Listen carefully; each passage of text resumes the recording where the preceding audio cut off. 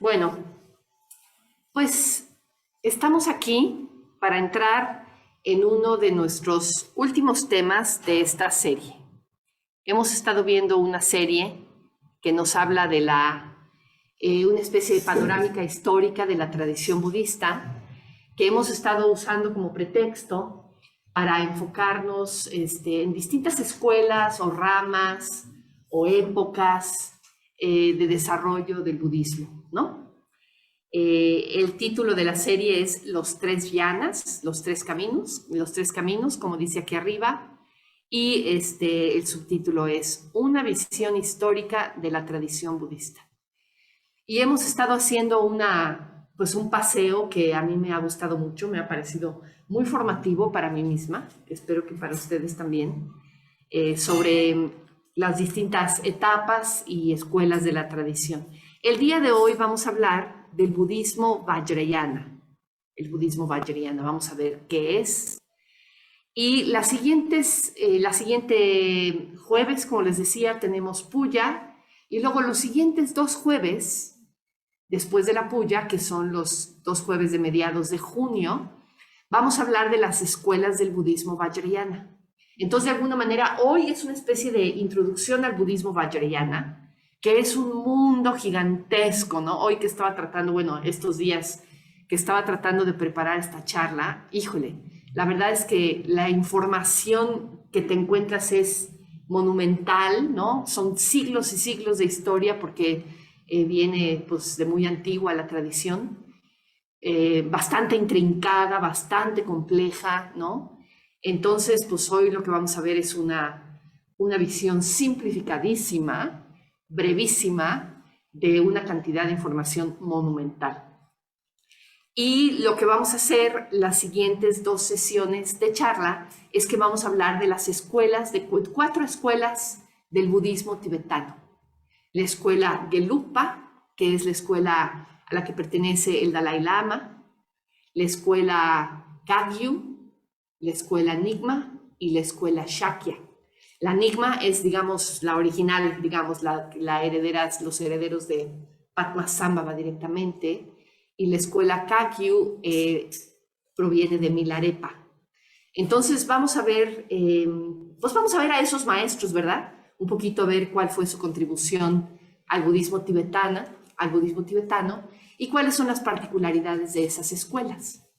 Pero el día de hoy vamos a enfocar en el budismo Vajrayana como un todo, como una introducción a este tema. Entonces, bueno, les voy a presentar ya directamente mi foto esta que me encanta, en donde muestro pues, una panorámica histórica de la tradición budista de manera hiper simplificada. Aquí tenemos la línea del tiempo, ¿verdad? Desde el momento 480 y tantos antes de nuestra era, en la época en la que vivió el Buda. Después tuvimos el parinirvana del Buda en el año, no le cambié esa fecha, no, es 404 antes de nuestra era.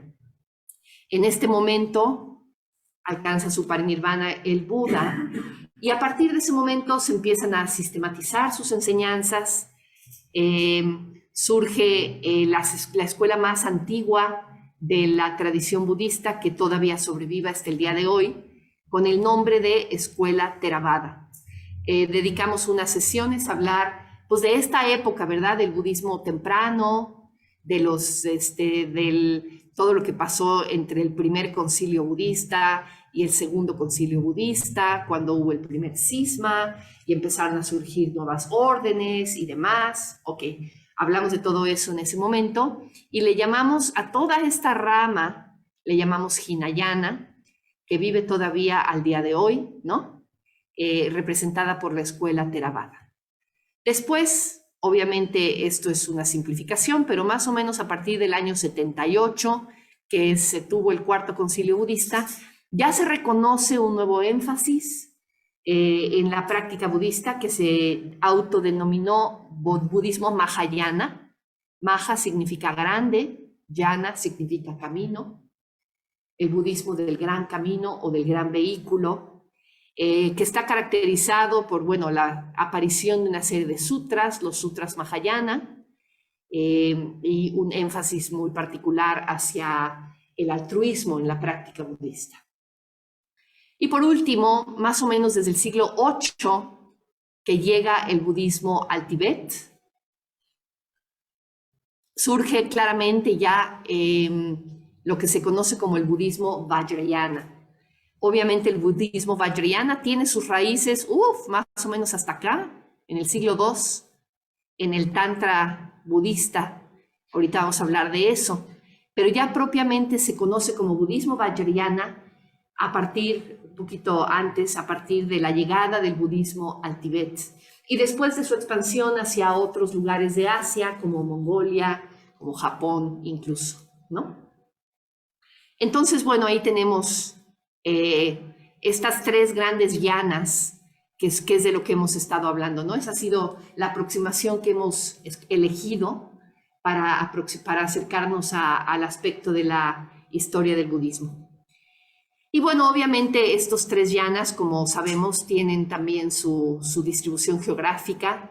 El Theravada lo encontramos hacia el sureste asiático, hacia Tailandia, Birmania, Sri Lanka, ¿no? El budismo Mahayana lo encontramos sobre todo hacia China, Japón, Corea. Y el budismo Vajrayana, que es el budismo tántrico, lo encontramos básicamente hacia el Tíbet y más al norte también hacia Mongolia y luego también cruzó hacia Japón. Este es, por supuesto, una simplificación muy grande, pero bueno, pues ahí está.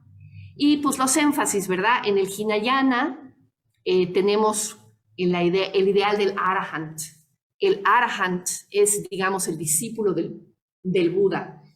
Alcanza la iluminación siguiendo las enseñanzas del Buda. El énfasis en la práctica del Arahant es la ética, la renuncia, ¿verdad? La liberación de los grandes venenos de la mente, que son la avidez, la aversión y la ignorancia, y el alcance del nirvana por esa vía, ¿no? Por otro lado, en el Mahayana surge un nuevo énfasis que está representado por el ideal del Bodhisattva, y el Bodhisattva es este ser que está intentando alcanzar la iluminación, pero no nada más por su propia liberación, sino por la liberación y la iluminación de todos los seres. Entonces aquí tenemos el énfasis en el altruismo, en la compasión, y también desde el punto de vista filosófico y metafísico tenemos un énfasis muy importante en shunyata, la vacuidad, ¿no? Por último, en el Vajrayana, que es el que vamos a ver el día de hoy, hay un énfasis hacia el aspecto de la experiencia directa. Lo que se valora más es la experiencia directa de la iluminación, de la posibilidad de la iluminación aquí y ahora, ¿no? Se hace mucho énfasis en lo simbólico, en lo ritual y en aspectos, como veremos ahorita, como la iniciación y demás. Entonces ahí tenemos nuestras tres yanas, ¿no? Todos los yanas están basados en la experiencia del Buda. Todos provienen de la misma raíz, aunque a veces los ve uno por afuera y pueden parecer bastante disímiles, ¿verdad? Y pareciera que no tienen tanto en común, pero cuando uno les rasca, pues por supuesto que tienen todo en común, ¿verdad? Tienen en común que es la iluminación del Buda la que está tratando de comunicarse en sus distintas formas en cada una de estas oportunidades, ¿no? Entonces está ahí la experiencia del Buda, de su despertar, sus enseñanzas y su ejemplo.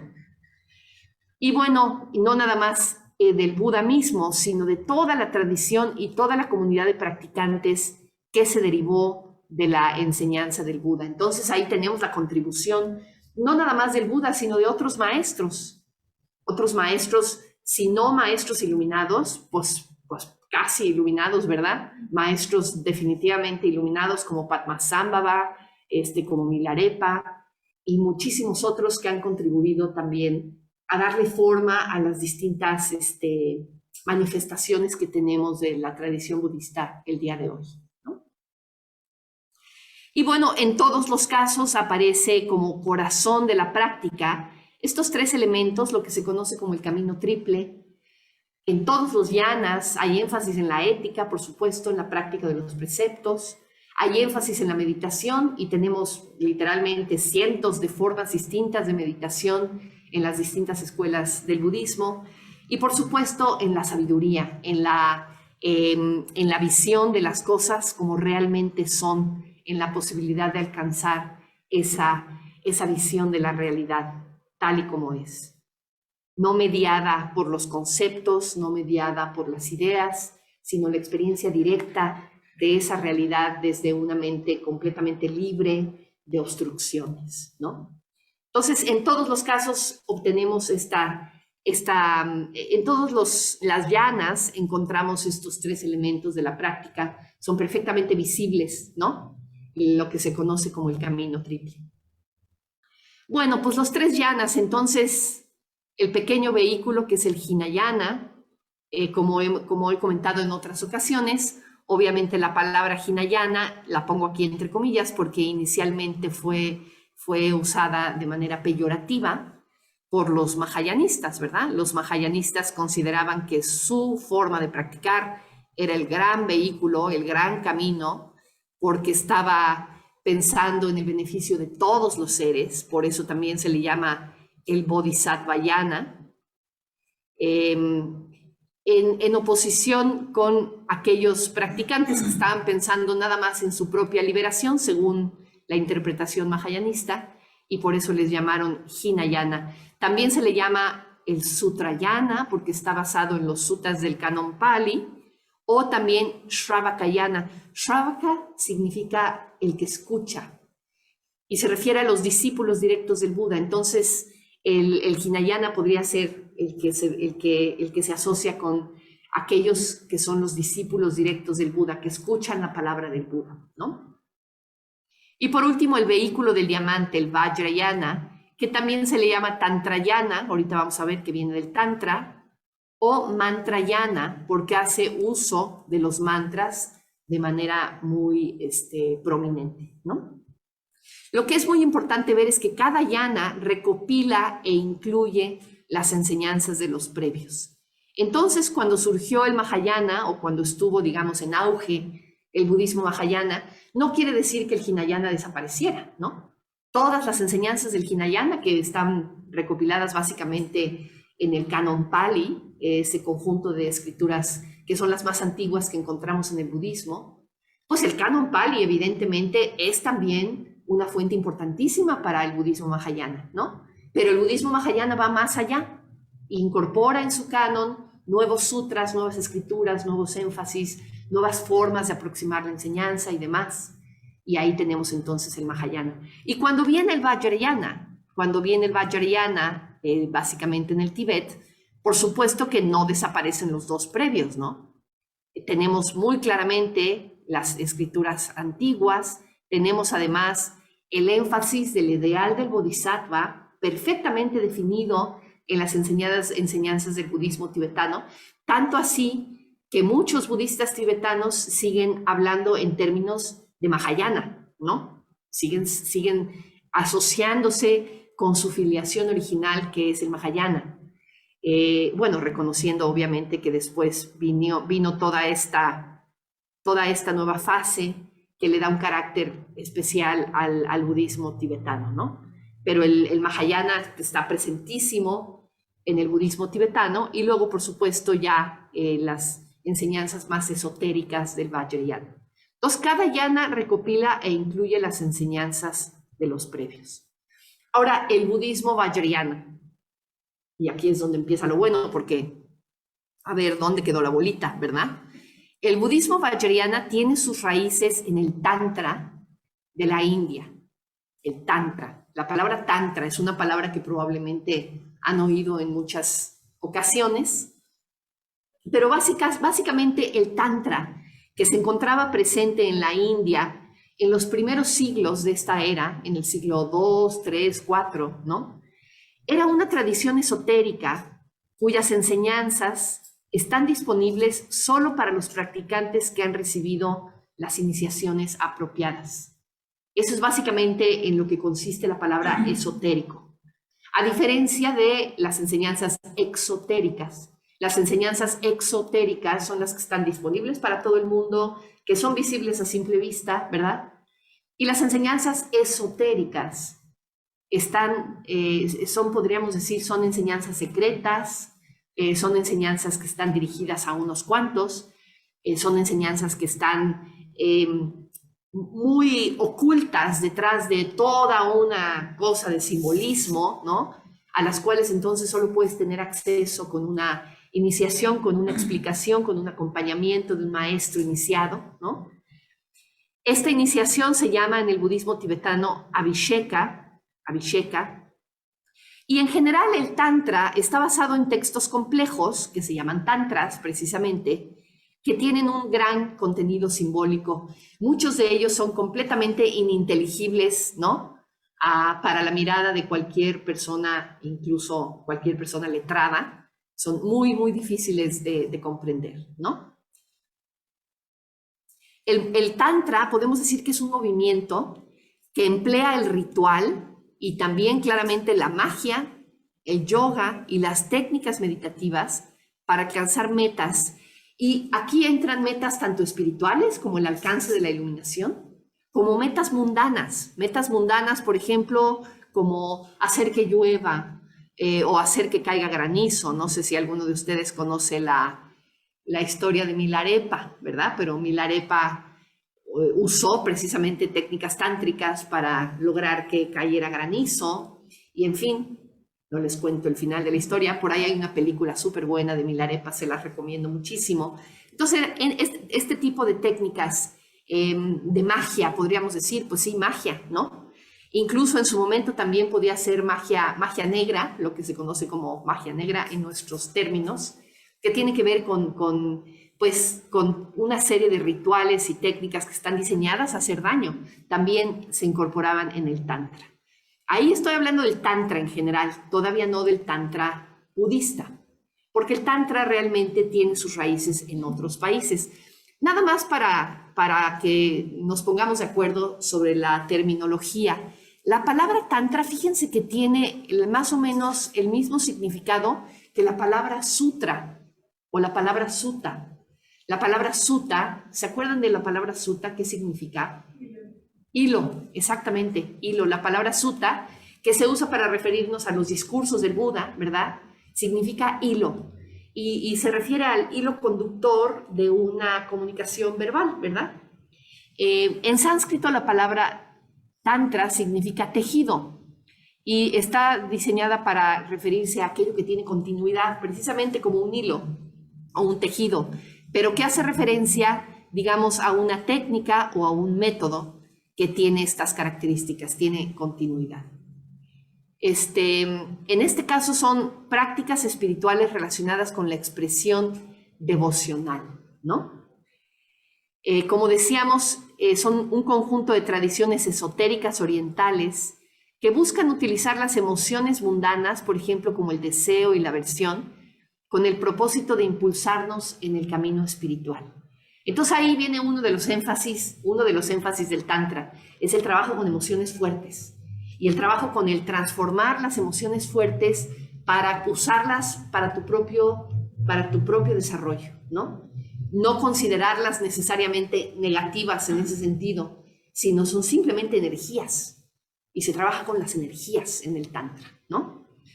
El concepto de esotérico tiene que ver con enseñanzas o prácticas que utilizan secretos o símbolos y que se transmiten únicamente a una minoría que ha recibido las iniciaciones apropiadas, ¿no? Ahora, existen variantes, fíjense, en todo el mundo del Oriente lejano, desde la India, China, Mongolia, Corea, Japón, el sureste asiático, existen variantes de Tantra. Y no nada más en el contexto del hinduismo, sino también dentro de otras religiones. De manera muy notable en el hinduismo. Hay Tantra hinduista, por supuesto. No sé si ustedes han oído hablar de, ¿cómo se llamaba este maestro? Osho. Han oído hablar de Osho, ¿verdad? Pues Osho era un maestro de Tantra hinduista, ¿no? O que obviamente llegó a Occidente y que trajo algunas enseñanzas del Tantra hinduista a Occidente y que fue muy, muy renombrado en su momento, no necesariamente con buena fama, sino también con mala fama, aunque él personalmente yo considero que era un maestro serio, ¿no?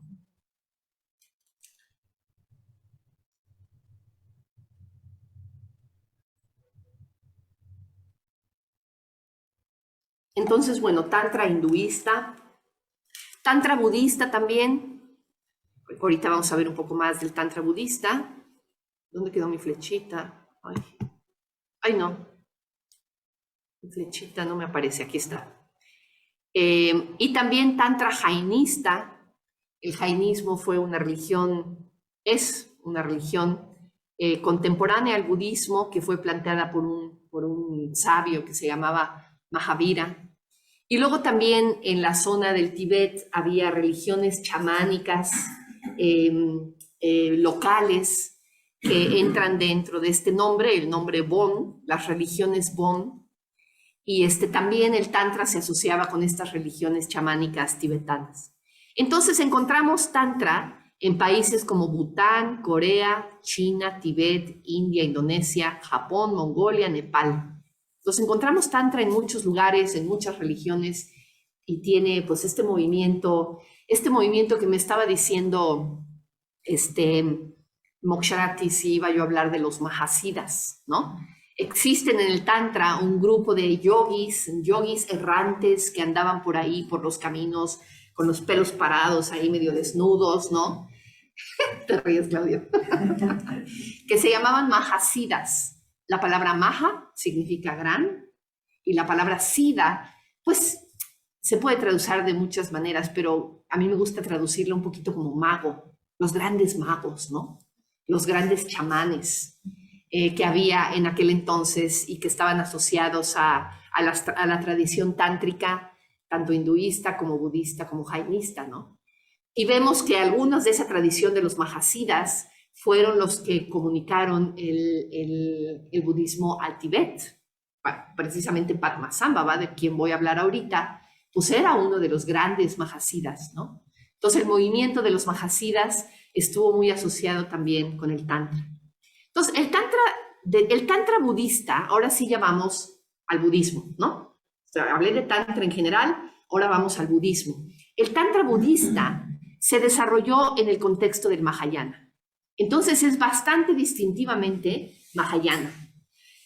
Y aunque a la larga el Tantra budista dio lugar al Vajrayana, es la tercera fase de desarrollo del budismo indio, siempre mantuvo esta afiliación original con el Mahayana. Como que nunca quitó el pie de ahí, ¿no? Nunca quitó el pie de ahí. Entonces, en el budismo Vajrayana se habla del ideal del Bodhisattva, se habla de las paramitas, se habla de Shunyata y se habla de todas las enseñanzas que encontramos en el Mahayana. Entonces, se trabaja en el marco de referencia del Mahayana, hablando del ideal del Bodhisattva, que busca la iluminación por el beneficio de todos los seres, pero además se añaden en el Tantra budista un énfasis hacia el uso del ritual mágico y el trabajo con las energías psicoespirituales del practicante para lograr su transformación. Y esto la distingue de otras escuelas del budismo. En otras escuelas del budismo no se hace tanto énfasis en ese aspecto. Precisamente como se usa el ritual, la magia, la devoción, el trabajo con las energías, se trabaja mucho con visualizaciones, con símbolos y también con mantras. Los mantras finalmente son símbolos auditivos, ¿verdad? Que tienen toda una simbología, y se trabaja con los dharanís. Los dharanís son, digamos, también fórmulas verbales que se cantaban, que se usaban como protecciones para la mente, ¿no? Entonces, mantras y dharanís son una herramienta muy importante del budismo, del Tantra budista. Ahora, el Tantra budista tiene sus orígenes en el siglo II de la era común. O sea, desde aquel entonces, desde hace muchísimo tiempo, en la India inicialmente, ¿no? Y estuvo en boga el Tantra budista en muchos lugares, mucho a través de los Mahasiddhas desde aquel entonces, pero ya para el siglo VII ya había decaído. Había decaído, pasó, se corrompió, se perdió por ahí, pero luego para el siglo, de hecho, se sabe que para el siglo VII ya había decaído, porque ahí en el siglo VII tuvimos a un peregrino chino que se llamaba Xuanzang, y Xuanzang reporta que cuando pasó por algunos lugares de la India, ya casi no se encontraba tantra budista, ¿no? Pero para el siglo VIII, el budismo tántrico como que regresa, ¿no? Vuelve a cobrar importancia y lo encontramos presente en universidades muy importantes de aquel entonces, como dos universidades que se llaman Vikramashila y Odantapura, dos universidades del norte de la India. Y fue desde estas universidades, digamos, desde los eruditos, sabios, asociados al mundo, podríamos decir, académico, escolástico, de ahí fue que transitó el budismo al Tíbet. Y esto justamente, esta sistematización ya más podemos decir, más académica que sufrió el Tantra en esta época, es ahí en donde ya aparece el Vajrayana. Entonces, ahí sí quiero hacer entonces la diferencia entre el budismo tántrico y el Vajrayana, ¿verdad? Que como que son lo mismo, pero no, a la vez no, porque el budismo tántrico es anterior y el Vajrayana ya es, digamos, como que la sistematización del budismo tántrico, que fue lo que se transmitió al Tíbet. Después, como ustedes saben, por ahí del siglo XI, XII, desapareció el budismo de la India como resultado de invasiones musulmanas. Entonces el budismo se mantuvo en el Tíbet, ¿no? Del otro lado de los Himalayas, a donde no llegaron estas invasiones. Se mantuvo en Bután y, por supuesto, en el lejano oriente. Pero entonces se piensa que el budismo que vemos hoy en el Tíbet, bueno, hoy ya no, porque en 1959 los chinos invadieron el Tíbet y entonces el budismo se acabó propiamente en el Tíbet y ahora el budismo tibetano lo encontramos realmente fuera del Tíbet, ¿no? Lo encontramos en el norte de la India, lo encontramos en Nepal, en Bután y en algunos países occidentales. Y esa forma de budismo se piensa que es, digamos, la continuación del budismo que había en la India en el momento en el que llegaron los musulmanes. Entonces, bueno, esto marca el origen del budismo vajrayana, ya con una terminología nueva, con toda una serie de rituales propios y de simbolismos, ¿no? Ahora, el budismo vajrayana, fíjense, toma su nombre de uno de los símbolos principales de la tradición tántrica, que es el vajra. El vajra, la palabra vajra se escribe con J, pero se pronuncia así como si fuera vajra, vajra, vajra. Vajra, vajra. Bueno, inténtenlo, como quieran.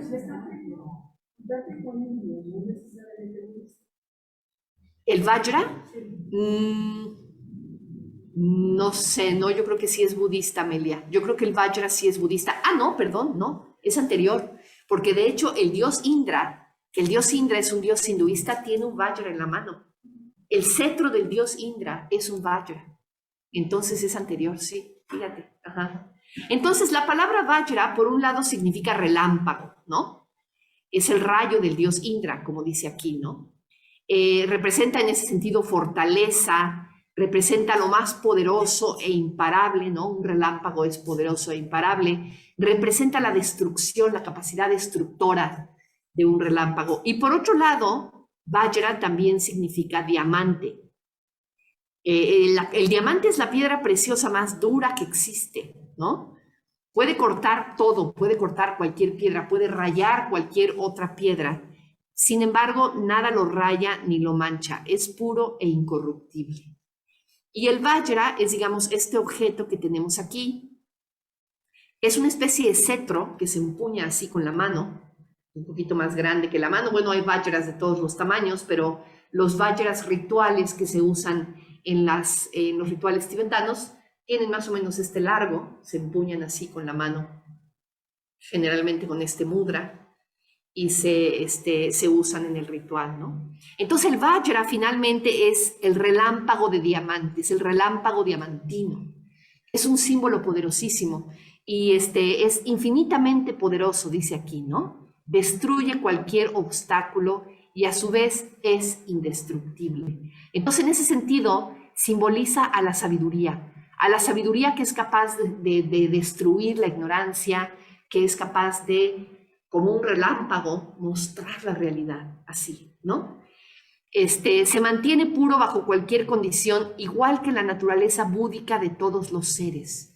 O sea que parte la tradición vajrayana, parte de la idea de que todos los seres somos, digamos, intrínsecamente budas, ¿no? Y que la budeidad ya está presente, la pureza está presente en nosotros y es cosa de irla como revelando a través de la práctica. Los vajras se pueden encontrar de muchas formas, aquí tenemos uno, pero también lo podemos encontrar con una campana, o lo podemos encontrar con una especie de cuchillo, o lo podemos encontrar doble, ¿no? Y cada una en todos los casos son implementos rituales de la tradición vajrayana. Entonces el vajrayana, como decíamos, surgió a partir de la entrada del budismo en el Tíbet. ¿Y cómo entró el budismo al Tíbet? Pues fíjense, más o menos por ahí del año 600 vivió un rey, Songtsen Gampo, que murió en el 650, pero él tenía dos esposas, como se acostumbraba en aquel entonces. No sé si nada más tenía dos, pero por lo menos tenía dos. Y una de ellas era china y la otra de ellas era de Nepal, y ambas venían de familias budistas. Entonces ellas tuvieron una influencia fuerte sobre él, y además fue una época en la que el Tíbet se empezó a expandir también militarmente hacia áreas más remotas en China, en donde ya había llegado el budismo, y hacia Bután, en donde ya había llegado el budismo, y hacia Cachemira, donde ya había llegado el budismo. Entonces, poquito a poquito se empezó como a incorporar el budismo en el Tíbet, así como silenciosamente.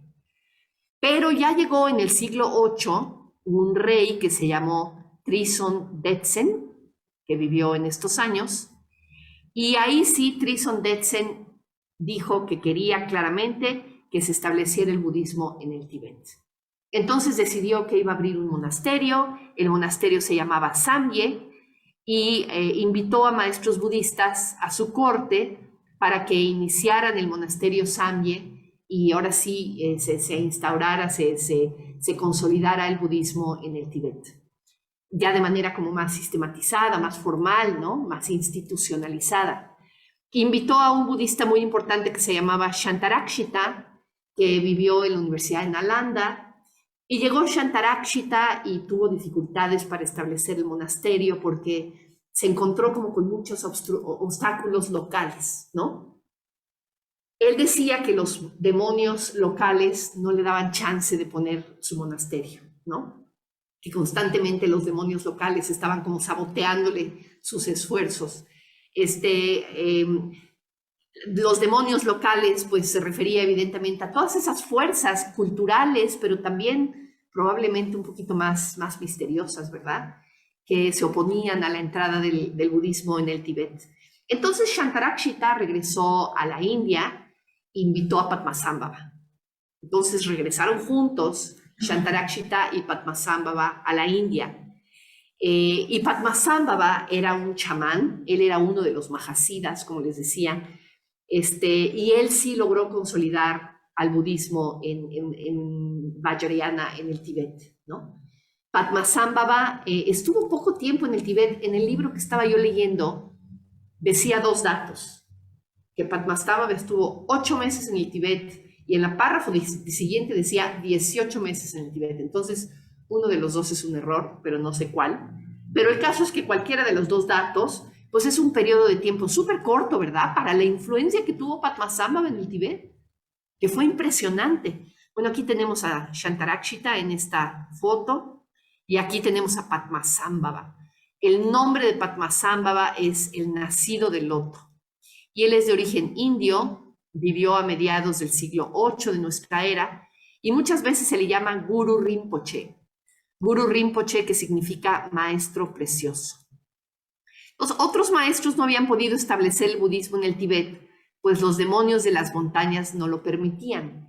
Y la gracia que tuvo Padmasambhava fue precisamente su uso de sus poderes chamanísticos y mágicos, porque lo que hizo es que subyugó a los demonios locales, y no nada más los subyugó, sino que los obligó a que cooperaran con el esfuerzo de transmitir el Dharma en el Tíbet. Entonces al ratito ya teníamos ahí a todos los demonios locales trabajando para el budismo, ¿no? Obviamente el simbolismo de esta anécdota, de este mito, Es muy interesante, ¿no? Lo podemos interpretar de muchas maneras, pero te puedes imaginar cómo finalmente todas las fuerzas, digamos, que se oponían al establecimiento del budismo en el Tíbet, pues de alguna manera Padmasambhava se las echó a la bolsa, a través de trabajar pues con esas energías negativas desde el punto de vista tántrico y ponerlas a tu favor. Y eso es precisamente lo que se hace en el Tantra. Trabajas con tus energías negras y las usas a tu favor, ¿no? Justamente es una de las aproximaciones del Tantra. Entonces, esta fue, digamos, la primera difusión del budismo al Tíbet. Entonces, en el Tíbet lo que tenemos básicamente, el mundo de las tierras nevadas. Por un lado, la influencia del budismo mahayana, muy claro. Por otro lado, la influencia del Tantra, que venía de la India. Y por otro lado, los demonios locales, ¿verdad? Los demonios locales, entre comillas, que podemos decir, pues eran justamente las religiones chamánicas locales, entre ellas el Bon, que de alguna manera se incorporaron al budismo vajrayana. Entonces el budismo vajrayana es esa mezcla súper interesante de esos elementos, ¿no? El chamanismo local con el mahayana, tradicionalísimo, más todas las herramientas tántricas que venían desde la antigüedad, ¿no? Entonces es una combinación muy particular que resulta en pues, de una riqueza increíble, el budismo tántrico. Después el budismo vajrayana volvió a decaer en el Tíbet, pues hubo monarcas, particularmente en el siglo X, que estuvieron en contra, durante el siglo IX y el siglo X, hubo monarcas que estuvieron en contra del budismo y que incluso perseguían a los budistas y mataban a los budistas y mala onda, ¿no? Entonces el budismo decayó. Pero hubo una segunda difusión del budismo al Tíbet, en donde estuvo involucrado un sabio muy importante que se llamó Atisha. Atisha fue invitado al Tíbet en el siglo XI, en el año de 1042, ¿no? Y Atisha se encontró, bueno, pues con que ya había una gran cantidad de material en las bibliotecas de los monasterios tibetanos, pero que realmente no había nadie que estuviera practicándolo ni que estuviera esparciendo toda esa riqueza. Y el trabajo de Atisha, ese sí fue de décadas y décadas. Atisha sí vivió muchas décadas en el Tíbet, y fue importantísimo para el regreso del budismo al Tíbet. Él introdujo los tantras, Yogottara y Yogini, que ahorita voy a hablar de ellos más adelante, que son los tantras que tienen que ver con prácticas sexuales, con las prácticas del encuentro sexual como una forma de práctica tántrica. Con lo cual aparentemente los tibetanos se escandalizaron, ¿no? Pero el énfasis que le dio Atisha a estas prácticas tántricas fue simbólico. Él siempre habló a Atisha de que este tema del encuentro sexual entre fuerzas tenía que ver con una metáfora de cómo se disolvía la dualidad al encontrar nuestras fuerzas opuestas dentro de nuestro ser, ¿no? Pero que no era literal. Aunque en el Tantra en la India sí se tomaba literal, sí se hacían prácticas sexuales como parte de esta enseñanza. Entonces, la literatura vajrayana es súper extensa. Los textos de la literatura vajrayana se llaman tantras, precisamente, como decíamos, significa la palabra hilo o tejido. Y los budistas tántricos o vajrayana lo atribuyen los tantras al Buda Shakyamuni. Ellos dicen que proviene del Buda histórico, que fue Siddhartha Gautama, ¿no? Pero le atribuyen al Buda histórico una especie de giro de la rueda del Dharma que fue esotérico. Porque la transmisión del Buda Shakyamuni se le conoce como el giro de la rueda del Dharma, ¿no? El Buda histórico echó a andar la rueda del Dharma cuando empezó a comunicar su verdad en estos discursos que pues sabemos que están capturados en las escrituras más antiguas, ¿no? Pero se habla aquí, los vajrayanistas hablan de que hubo un giro de la rueda del Dharma que fue esotérico y en donde el Buda comunicó solamente a los practicantes más avanzados, ¿no? Ese giro de la rueda del Dharma fue perceptible solamente para los practicantes más avanzados que estaban listos para escuchar estas enseñanzas secretas. Entonces, con esta historia, justifican que los tantras efectivamente son Buddha Vachana, son la palabra del Buda, ¿no? El canon tibetano está conformado por unos 500 tantras, pero más que los tantras, lo que forma parte del canon son alrededor de 2000 comentarios a los 500 tantras, ¿no? Porque los tantras son tan complejos, tan raros, tan ininteligibles, que no se pueden aproximar si no es a través de un maestro iniciado y de un comentario que te lo explique de pe a pa. Entonces son esos comentarios básicamente en donde está basada la literatura del Vajrayana. Y en muchos de estos tantras básicamente lo que encontramos son instrucciones para llevar a cabo rituales muy elaborados, ¿no? Rituales de todos tipos.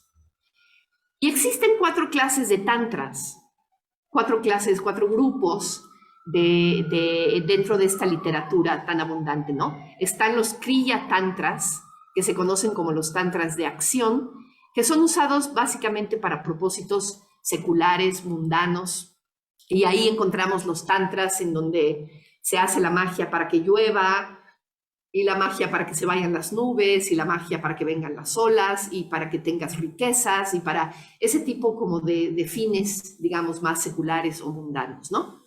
Después están los Charya Tantras, que son los tantras de observación, en donde básicamente tenemos la adoración y visualización del Buda Vairochana. Aquí ya tenemos claramente como parte de los tantras las prácticas de visualización. Y el Buda Vairochana es el Buda blanco que está en el centro de un mandala, de un símbolo muy bonito que se conoce como el mandala de los 5 Budas.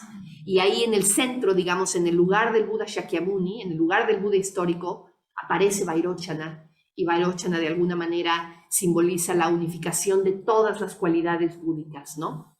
Entonces ahí tenemos los Charya Tantras. Después tenemos los Yoga Tantras, que son los yogas de unión, en donde también se habla de el Buda Vairochana, del Bodhisattva Manjushri, tiene que ver con visualizaciones de estas imágenes. Y la escuela Shingon del Japón, que es una escuela de budismo tántrico que llegó a Japón, está basada básicamente en los Yoga Tantras.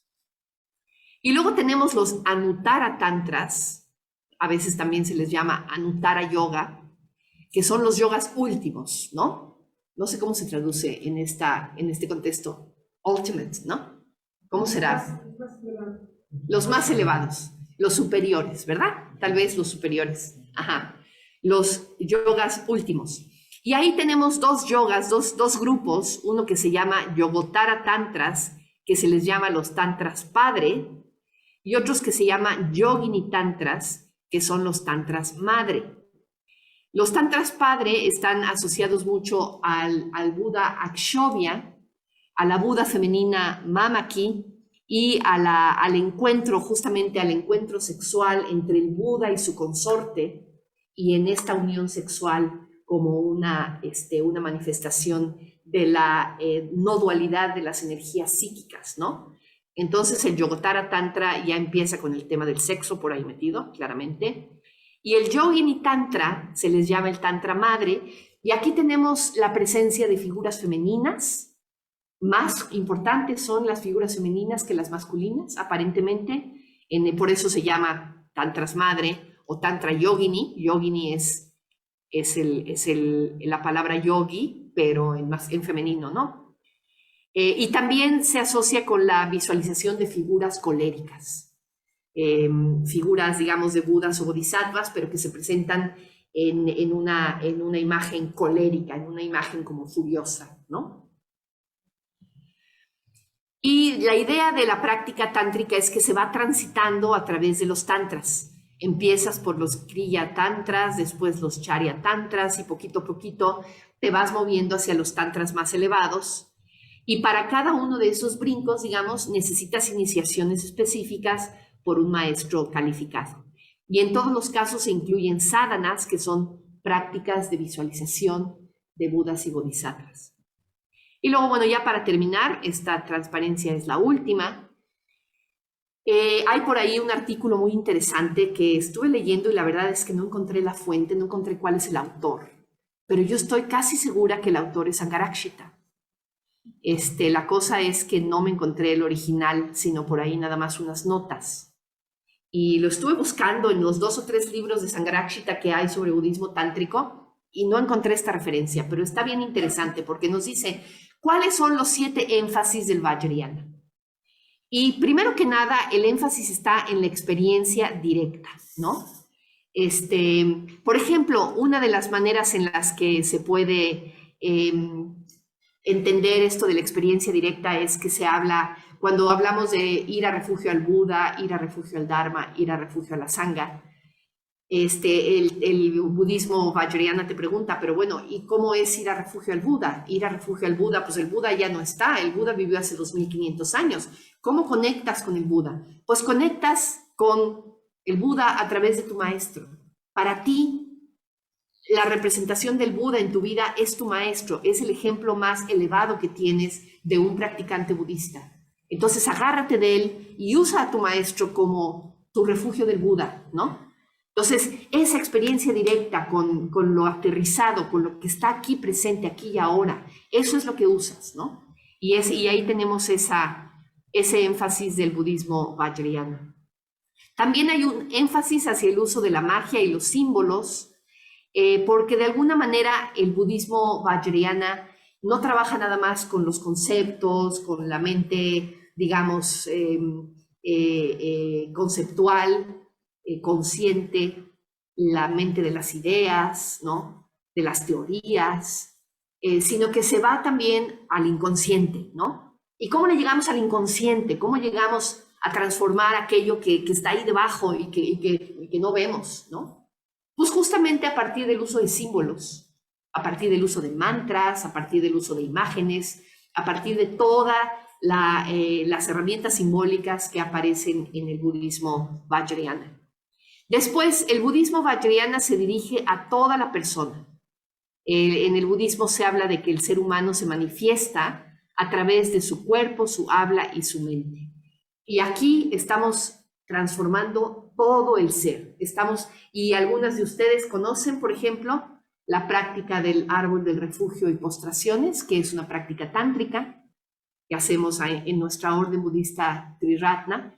Y justamente la práctica involucra muy activamente cuerpo, habla y mente.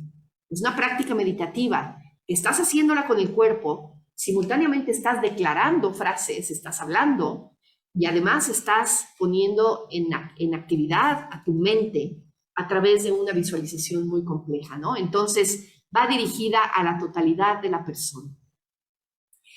Se ven los fenómenos en términos de energía. Ahí se habla, por ejemplo, de que tenemos nuestro cuerpo físico, pero también tenemos una especie de cuerpo sutil que existe como en otra dimensión y a lo largo del cual tenemos una serie de canales, el canal central de energía, los chakras, ¿no?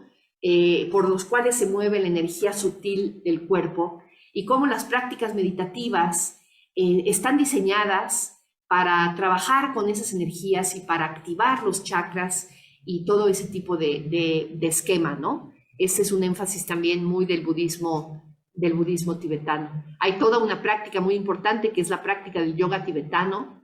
No sé si te tocó hacerla, Manisara, cuando estuviste en Chikoji con Viveka, que son prácticas de respiración, prácticas de movimientos del cuerpo, que están diseñadas precisamente para trabajar con esas energías sutiles y ponerlas al servicio, no nada más para activarlas, porque sí, ¿no? Sino ponerlas al servicio de la transformación de la persona, de la transformación de la mente hacia la iluminación.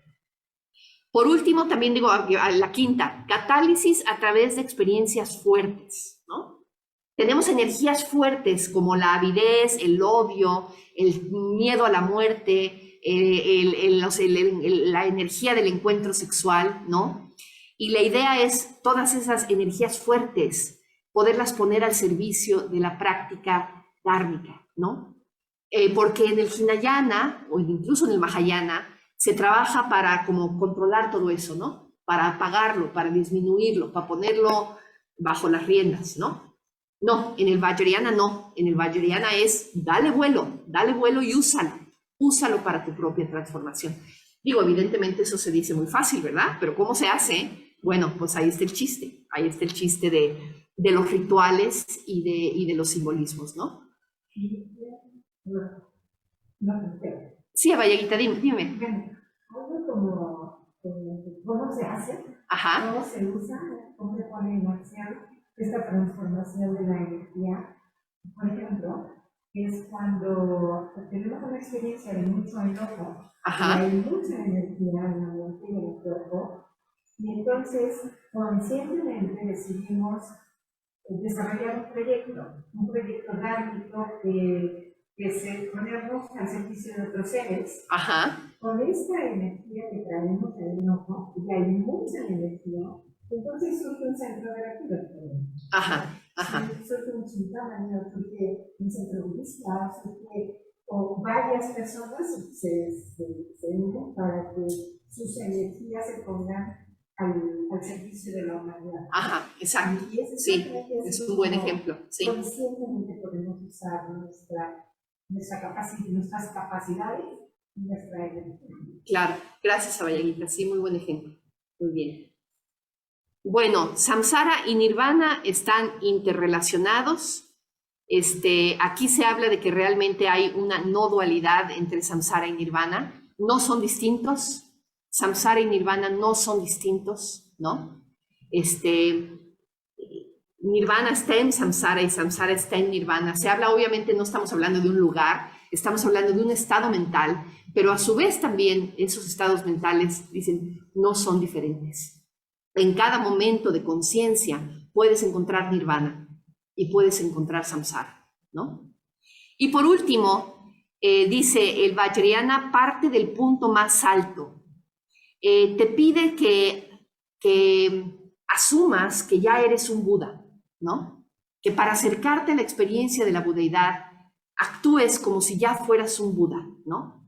Ya estás ahí, tráelo a la vida a partir de tu forma de actuar, ¿no? Y que actuar como si es la mejor manera de generar las condiciones para que efectivamente la budeidad surja, ¿no? Entonces esa perspectiva también viene del budismo vajrayana. Y bueno, pues hasta ahí le dejamos con el budismo vajrayana. Dentro de 15